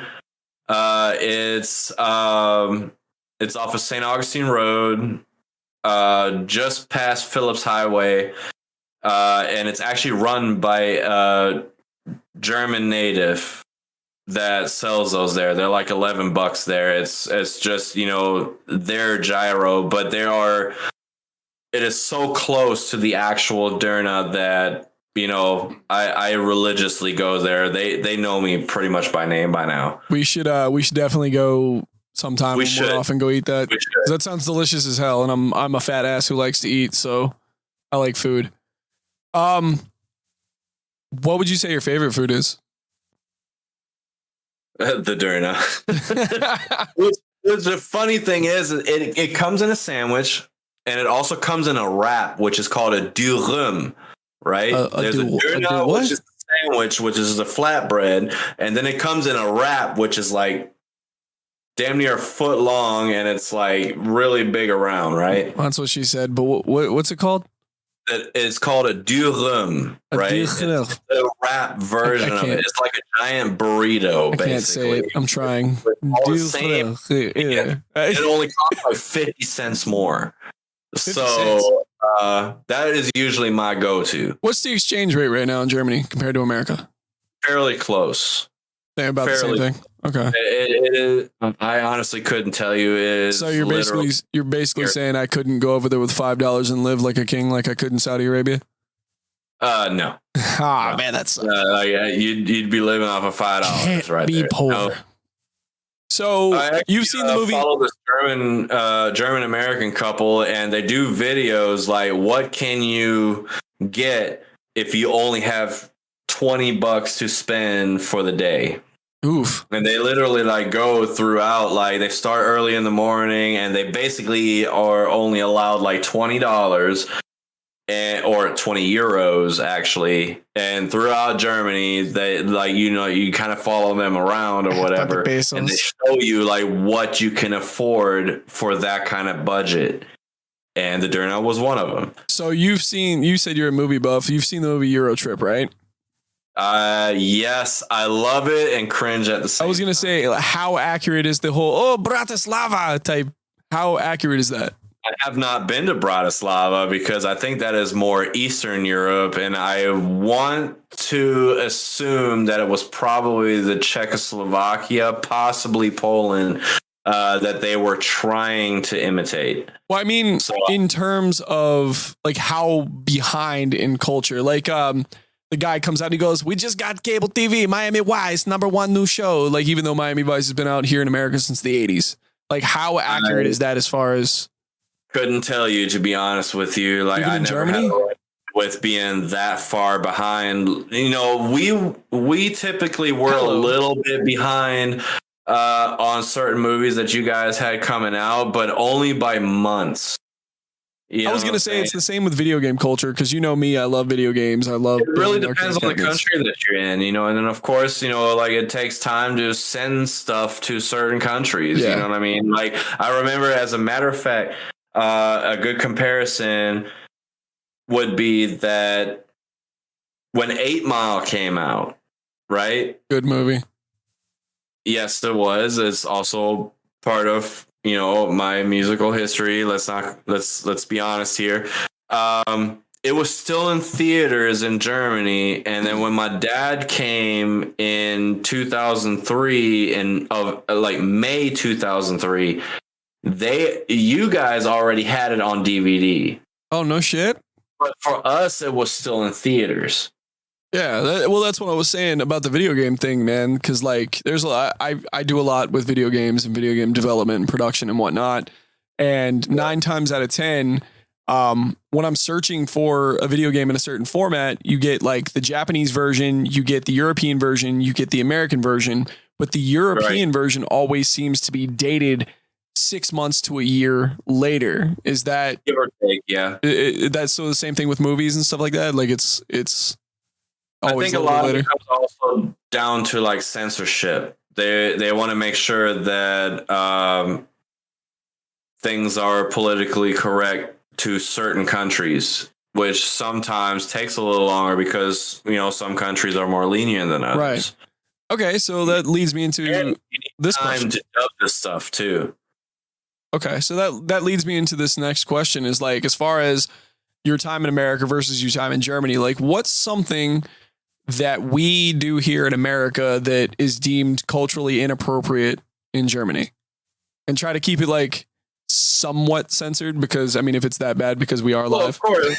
Honestly, like I don't see a whole lot of difference. I mean, like it's because I mean we were talking earlier about Germans and experiences. And, I can only talk about my own personal experiences. So, I don't know. Maybe it was because of the fact that I was better at picking the people I was being around, but I feel like in Germany I had more togetherness. Like a sense of unity? Various different type of people, without prejudice. So like a sense of unity, camaraderie. Yeah. Like, okay. But again, so I am going to be fair. This could also very well be because I just was better at picking my friends than maybe some other people might be. So basically, Germany and dealing with your friends is a lot like America was in 2001 for all of 6 months. United. Yeah. Oh man, I can't, dude. I watched that shit on TV, and like my brother and I, we had a fucking anxiety attack. Mind you, my dad lived in Florida around that time. Me too. And of course, when we went to school the next day after that fateful day, everybody, like the second I walked into the room, I don't know what it was like for my brother. He was in a different class, of course. But the second I walked in, dude, like everybody fucking came to me and was like, yo, we know that your dad lives in the States. Was he in the towers? Was he there or whatever? Like, is everything okay and shit? It was like, I don't know, man. He was like, probably bitch, no, we don't even live in New York. He was a day's ride away from that place. Like, so no, that did not help my fucking panic attack that I had in the immediate occurrence. You know what I mean? When it was all over the news and shit, like naturally my brother and I both, like we had fucking anxiety attacks because we were like, holy shit, what if? It's crazy because our experiences are very similar, but mine is less dramatic because I remember exactly where I was. Dude, I had just turned 12 years old. Because I'm a Libra. My birthday's in September. I just turned 12 years old. And I'm a Cancer. I grow on you. I remember, that's funny. I remember seeing it. I was in homeroom or some classroom. I think whatever I was doing at like 9:45 in the morning. And I remember them turning on the TV and the whole school was dead silent. Shut down, right? Yeah. It was like everything had shut down. And what's funny about it is the kid who sat behind me was a really close, good friend of mine. And like one of the stories I remember is he taught me how to like crack my neck by like doing certain things. It's a stupid story, but it's something I'll always remember because I do it to this day. Right. But this kid was Arabic and he was a good friend of mine. Like we used to have these things back in the day called Yo-Yo X Brains or something like that. The yo-yos you could throw down and they just spin forever. Whatever those were called. Yo Pro something. Anyway. I think I know what you're talking about. Yeah.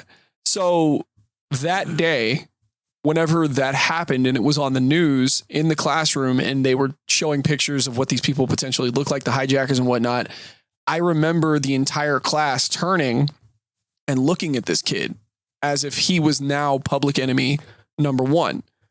Well, it was an initial reflex, Yeah. I think, because like that is what you're presented with, when that's exactly why people should stop watching the news. Right. And that's exactly what we were talking about earlier, is like why the media always presents things much worse than it actually is, where they only give you half the story or something like that. Sensationalism. But like my reaction was like on the opposite side of the spectrum. Like everybody would like rejoice towards you to make sure that your family was okay and stuff like that. Like me, I'm looking back at my friend like, yo, are you good? Like this has got to be something that's like panic inducing. You got the whole classroom of a class of like 40 kids looking at you right now like you're the bad guy. And we're all 12 years old. And 12-year-olds say like mean shit to each other all the time. So you're talking about a minority of a minority. Right.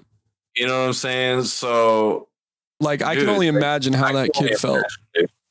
Yeah, I mean, especially since like, we had done a parent day at school where your dad comes and talks about what he does for work like a couple weeks prior, and he had his dad had shown up, and like his dad was your traditional looking like Arabic male, full beard and stuff. So like when these 12-year-olds who are already mean by culture see these pictures on TV of what this gentleman or what these people looked like, when they said like Al Qaeda and the Taliban and whatnot, they showed these pictures, and like all these mean ass 12-year-olds turn and they look at this kid. And I can only imagine what's going through their minds. Cause I mean, like you said, this is the late 90s, early 2000s. 12-year-olds didn't have discipline. This is when like we were talking earlier about belts and stuff being outlawed and like the punishment for kids. So like kids were just generally mean. So it's really weird to hear the difference between cultures. Like when you were in Germany and it happened, like everybody rejoiced towards you and was like really concerned. Whereas over here, people looked at this kid like he was a bad guy, even though he and his family had nothing to do with it. And these were kids that we grew up with. Like he lived down the street from us. Of a minority, you know what I'm saying? Like it is a tiny little group, of this large culture. So dude, in religious background, like whichever way you want to look at it, like it is literally just a teeny tiny little deficit of a larger group that is actually into that stuff. You know what I mean? Like that doesn't mean that every single one of them is going after that just because they read the same version of their Bible.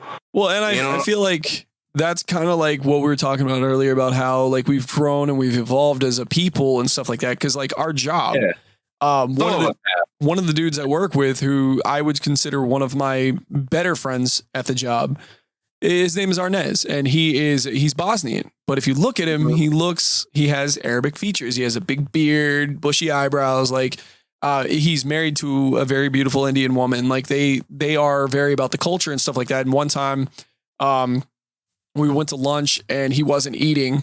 And I asked him, I was like, yo, why aren't you eating, dog? I know you're hungry. And he's like, oh, it's pork. I don't eat pork. And that sparked a whole conversation of Muslim culture and whatnot and how they don't eat pork and stuff like that. And so like, I took the time to be understanding of his culture and trying to learn about it rather than being like, fuck you, man. Like blah, blah, blah. You don't eat pork. That's, which is downright mean. Right.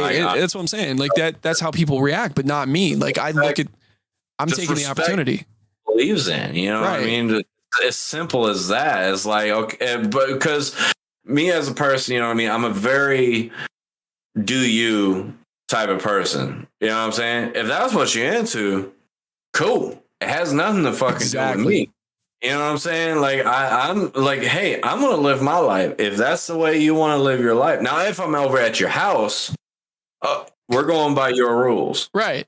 I went over to however, if we're in public and shit, like if I'm gonna have a fucking pork chop or some shit and you don't happen to fucking eat it, I'm not gonna offer you none, but I'm gonna offer to maybe get you something else. Like, would you rather have chicken or would you rather have beef? Like, it's just crazy how culture works, man.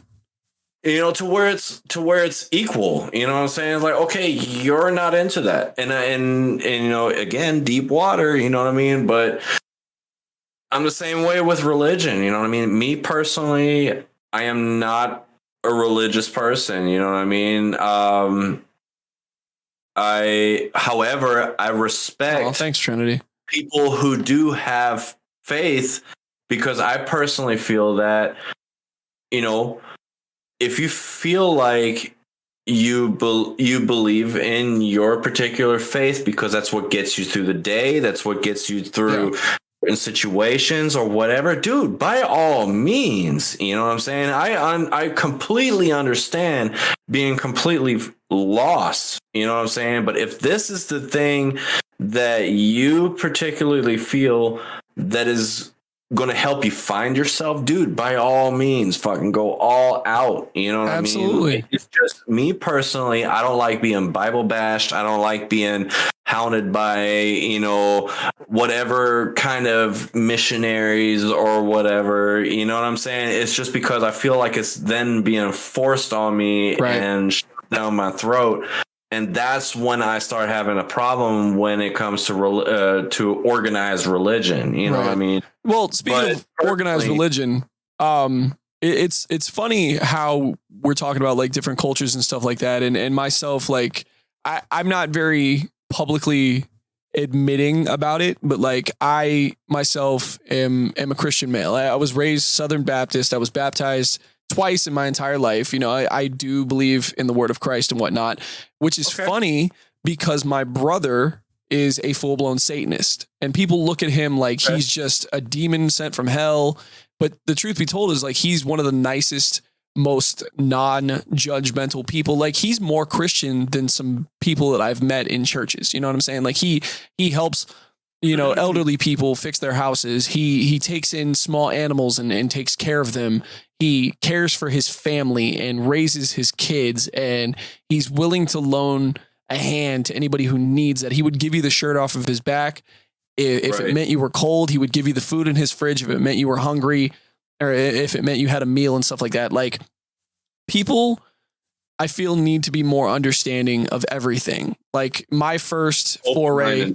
Yeah, exactly. That's what Trinity says, is like most Americans are not as open-minded as Europeans or as you.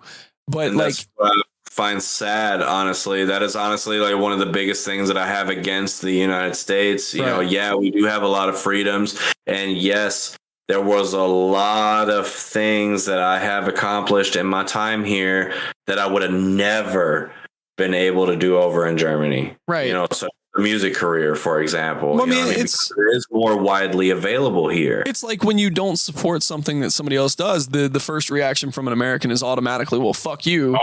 Yeah, you're the devil type shit. But the thing is like, just because your brother is a Satanist doesn't make him an evil person. Exactly. Like I've read both Bibles, man. I dabble in all. That's how I actually came. Holy Bible here, dude. Like I have both Bibles here, you know. Right. That's how I actually came into the word of Christ, man, is because I have studied different religions, because when I was a young teenager, I was trying to figure myself out. I went to a Methodist church. I went to evangelistic churches. I went to all kinds of different. I even went to a Jewish temple with a girl in middle school one time. Her name was Marky. I'll never forget it. Like just different styles and religions and stuff, until I originally found myself and what I believe and what I'm willing to walk in and stuff like that. Whereas my brother, he was raised in Christian. His dad is a full blown, like born again Christian and stuff like that. Yeah. My dad was a holy roller himself. Trust me. But in being forced in something like that, he is a lot like me. Well, I'm a lot like him, but we both have taken paths to like study our own religion. And now he like kind of denounces all religion and just kind of created his own. It's the wild gods and whatnot, the concrete jungle and shit. But like, honestly, it's funny. I used to love going to church. I was voluntarily on my own going to this youth Christian church group, got saved and every fucking thing, right? While I was living in Germany as a preteen, right? Like I lived like just up the block from this little youth church. Excuse me. And I lost my sense of religion when I came to the United States. Right. Because I saw what the United States, my parents were part of Christ Central Ministries in Lake City, which then over time became one of those mega churches. That's where we actually met, was Lake City. Actually, no. We met at Brewster's. Oh yeah, and then we hung out at Lake City. And then we started communicating and all that stuff. And next thing I know, I'm at an ARW show. Yep. Or USWA. My bad. But and you had me running around the ring while you were rapping, playing your song, rapping. Like that. And then you had your you had to agitate that one guy, with your "I'm a Chris Benoit" kind of guy t-shirt. I am a Chris Benoit guy, man. I'll probably get hella shit for that, but I am a Chris Benoit guy. I will always be a Chris Benoit guy. But no, going back to the culturally respecting other cultures and stuff. Trinity in the chat says you don't have to believe in something to respect it or respect other people's choices. 100%. That's like going back to the whole, like you were saying earlier about the LGBTQ community and stuff like that. And then we were talking about how it's portrayed in the media versus how it's actually like in real life. Like it's too in your face, dude. Like it's just. I don't think that it's too in your face. I just think it's portrayed wrong. It's like we were talking earlier about the PrEP commercials and stuff like that. Like stuff like that. AIDS and HIV is not something that is just in the homosexual community. It is in all communities. Like I pointed out, like I have tattoos, bro. So I'm scared of needles and stuff like that. And it could happen by a fluke accident. It could happen by a fluke accident, but like that's the same thing with like religion. Like, do you remember when we were kids, you turn on the TV and like all the infomercials are like Peter Popoff and like send me $1 now and I'll send you a cracker and some water or put your hand on the screen. Like it was all this stuff was always shoved in our face, but we never paid attention to it until the advent of social media. You know what I'm saying? Like we never paid attention to this stuff until the advent of social media. Things were never as popular as they are. I think people never had a problem with anything until social media came along and gave them a platform to hide behind a keyboard and bitch about it. They made it a problem. Like I forget what comedian I was watching the other day. He said that the people who are normally offended about something being said about a certain group of people are not even a part of that group of people. Absolutely. You know what I'm saying? Like Karen will get mad about the old Jethro saying something about the LGBTQ community, and the LGBTQ community will laugh at it. They'll think it's funny. It's like I get into an argument with people all the time about my walk with Christ and whatnot, because I am a firm believer that God has a sense of humor. I mean, that's the most sincere thing I could ever say is like, I believe God has a sense of humor because I cuss a lot. I do. Like, I'm just going to put that out there. I cuss a lot, but I also do a lot of dumb shit. And I feel like up in the heavens somewhere, God is looking down, laughing at my misfortune and showing me that it's either going to be a lesson or it's I'm going to keep repeating failure. You know what I mean? But where exactly did you get your sense of humor from? Exactly. Free will. And who gave me free will? The Creator. Right. There you go. I didn't get, I'm gonna tell my story real quick about like my walk with Christ, man. I walked in and out of different churches throughout my whole life, starting when I was 11 years old, and I used to go skateboarding at different churches, and I'd be like, oh, I saw kids going in there on Sundays. Let me go check out this youth group, man. I got saved in different churches, but I didn't find Christ in the confines of a wall. You know, they always say it's the house of God. I didn't find Christ in the confines of a man-made building. You know where I found Christ at? When I was sleeping in my car on the side of the road and I had no hope. I had no drive, no determination, no outlook on life. Like I was ready to just call life quits. Right. And that's where I found my journey with Christ, because I had a Bible sitting in my glove box and I started reading it. Like, hey, this isn't it. Right. Exactly. Right. I didn't start my journey with Christ through going to churches and listening to people in fancy suits and expensive cars and a collection plate tell me how I should live my life. I picked up the book when I had absolutely no hope, and I started reading it, and that's where I formed my own opinion, and I started developing this idea that our God, well, my God rather, is an all-seeing God, an all-loving God, a graceful God, but he also has a sense of humor, because no human on this earth is perfect, but you have to think like, people make jokes all the time about like when he was creating the earth and stuff like that, about how he created the platypus and stuff. It's like, all right, take a beaver. Okay, now give it a beak. Okay, now give it flippers. But it's a mammal and it lays eggs. But it's a mammal and it lays eggs. Exactly. Like that's the kind of shit that you know what I'm saying? Like that's the kind of shit I look at where I'm like, that's okay. Where else there's no way that was man-made. Comedy from, but you know what I mean? But I also believe that I was telling somebody this the other day. I also believe that science and Christ have kind of like a similar playing field. They go hand in hand with each other, like how things were created. Because I mean, there's no denying science, like the amoeba, the cells, the atoms, like how things are formed and created, evolution and stuff like that. But also, religion has its place too. And I'm not going to sit here and debate all day whether or not God's real to people. That's not my bag. I don't do that. But like, I respect people's opinions and I'm willing to listen to them because it's not going to make mine waver. You know what I'm saying? But like moving forward from that, like, did you ever have any experiences like that kind of made you believe in something, or like your beliefs? Like what do you go towards? I believe in karma. I believe that if I do good things, then good things will happen to me. If I do bad things, then obviously I'm going to have to suffer the consequences. Fair enough. That is just personally where I, probably the extent of my spirituality.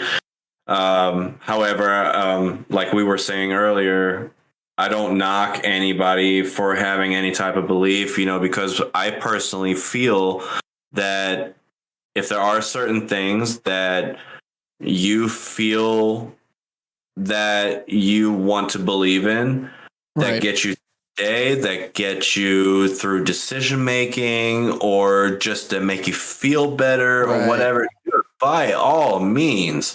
You know what I'm saying? Like the only time I ever have a problem with it if it's shoved down my throat. Yeah. You know what I'm saying? That's Trinity, the only time Trinity in the chat says, why do humans need a divine entity to tell them when they're doing something wrong? Which I mean, if you really think about it, everybody in the world is reading the same book. It's just a different translation and a different name for whatever it is that you believe in. That's why, like, even in school, like the one thing that stands with me that's common practice in every religion, including Satanism, is do unto others. Just be a good fucking person, man. Treat others how you want to be treated. You know what I'm saying? That's what I believe in.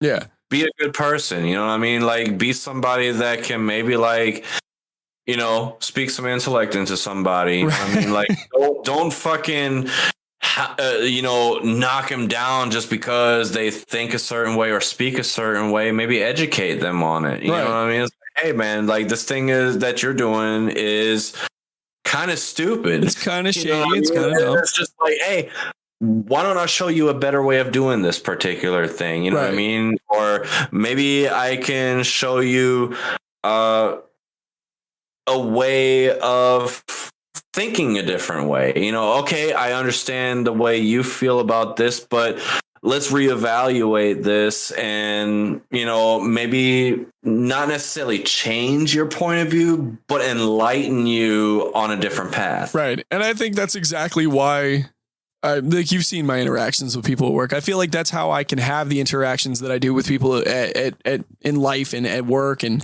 with the different wrestling shows and stuff like that, because of my belief that God does have a sense of humor, that my belief is that, of that. But like, I can walk up to you and be like, hey, Tim, you're a real piece of shit, but you're a cool guy. You know what I'm saying? But you and I can totally get along based on that notion, because you know that I'm just playing. Like, it doesn't matter what I say to you, as long as the context and my heart is in the right place, we're going to be cool regardless. I don't care what you believe. Like, as long as you're cool to me and you give me the respect, I'm going to give you that same respect back. Now, if you're just a regular old shitbag, then that's just who you are. That doesn't mean that I'm going to like you any different. I just don't associate with you. That's just how it is. Right. That's how I feel about people in general. You know what I mean? Like, I could give a fuck less about what color you are, what religion you have, where you come from, or whatever. If you're an asshole, you're a fucking asshole, dude. And there's no amount of Christ that's going to save that. Cool, honestly, if you're cool, I would love nothing more than to have a conversation about where you're from, what you believe in, right? Food you guys eat, where you come from, and so on and so forth. You know what I mean? Learn about culture. You know what I mean? Like there is like, if there's nothing more interesting to me than different cultures and the way people Absolutely. live. I don't have to agree with everything, but I think there's some cool shit in every fucking thing. You know what I mean? So like something that I might enjoy either viewing, ingesting, or whatever, you know what I mean? Like I think there's always like people are interesting. Not everybody is awesome. You know what I mean? Yeah, that's like probably that should go on a t-shirt. People are interesting, but not everybody's awesome. That should be something that goes on a t-shirt. And by the way, there will be a merch link down below. But yeah, for the Just BCA store, which got shut down because I'm poor. Well, you know, yeah. Same with my distro kid. But nah, man, it's going back into respecting people's different cultures and stuff like that. It's like this one time when I think I was like 13 or something like that when I got my first girlfriend. She was an Asian girl that I went to school with, and one of the things, like when I walked into her house, her parents made me take my shoes off at the door. Which is a cultural thing. Which is a cultural thing. I didn't know that at the time, but like I have a thing about feet. I don't like my feet particularly. I don't really share this piece of information with people very often because I'm self-conscious about it, but I have a deformed foot. It's not like grotesquely deformed, but it's to the point where I'm self-conscious about it. You know what I mean? So like I argued at 12 or 13 years old with this girl's parents about like, I don't want to take my shoes off. I'm sorry. And like, they got so mad at me, but I didn't understand. And now as a grown human being, a grown man, like I have taken the time to understand, I was wrong. Like I was a shitbag human being back then for arguing, first of all, with adults. Second of all, because I didn't take the time to be like, well, why? Like why do I do this? Like why is this different than any other, place I've ever been? With that being said, we're going to wrap it up here in a few minutes, but real quick, what is something that you have experienced that early on in life that you have maybe been against or been deterred towards, but as you got older, you look back and you're like, damn, I was wrong about that, man. My opinion's completely changed. Like, what's something in your life that you've completely swapped over on? Ooh, that's toughie. Really good. That is definitely a really good question. I'm gonna have to really think back because the thing is I was raised to be open-minded. You know what I mean? Again, going back to my childhood, coming up in Germany, I had problems with some people of certain backgrounds, but at the same time, I also had friends in those same backgrounds. Okay. You know what I mean? So it's honestly like really hard to say, because I kind of saw both sides of the fence no matter what. Yeah. I think that's kind of what I respect about our friendship. And for as long as I've known you, like you've always been a very well-rounded human being. Like every time I see you out in public at a show, you're always associating with everybody. I mean, shit, dude, you showed up to my 30th birthday party bash and we took like stupid pictures and stuff, but like we were taking pictures with everybody, man. I was on stage so drunk, forgot the lyrics to my own songs, but looking back, I can't remember a single time where you, in the last like decade that we've known each other, if not longer, that you've changed up. Like a lot of my friends have changed up. Like they've changed their opinions on things. They've changed their attitude towards everybody, but like you're the one consistent. So like I'm proud to have known you for this long. I'm glad that you randomly just showed up at my job one day and like started working there because it's kind of rekindled our friendship and stuff like that. The thing you said to me is like, well, I guess they just hire anybody. Yes, and that's exactly what I'm talking about. I just looked at you like, well, damn, I guess they hire anybody around this motherfucker. Or the other thing you said was like, if I see one more white dude with dreads next year, and I just turned and was like, bro, are you going to be disappointed? Timmy's growing dreads. Yeah, man, because I had a want to go. So Yeah, because it was. See, that's funny to me. Like you can't get away with saying that publicly, but you can get away with saying that. You know, but I think of myself as impossible to offend because okay, I have got to tell you this story. Okay, like this will be the final story you tell. Okay, this will definitely be the final story I tell. Okay, this is all the more that is impossible for me to get offended by just about anything, right? You know, the only time I get offended is if you insult my intelligence. Okay, well, keep in mind as you're telling the story, we are live, so I am. Don't get me kicked off of any platforms here. Like, you know, okay. Keep in mind, I am native German. Okay, so when I meet people and they find out. Of course, these are typically more closed-minded people. Some of them are just legitimately interested or whatever. It's hard to decipher in between, but I never give them a chance to get a joke over on me because of German stereotypes. Right? Right. So I have concocted this story, which is bullshit. Okay, let everybody. This story is bullshit. So anyway, the first thing that people always ask me is about World War II, right? Like what I've already asked you. The first thing they go to or whatever. Oh, and like how was things like with Nazism over there? And like, what's this with Hitler? And I always stop like, whoa.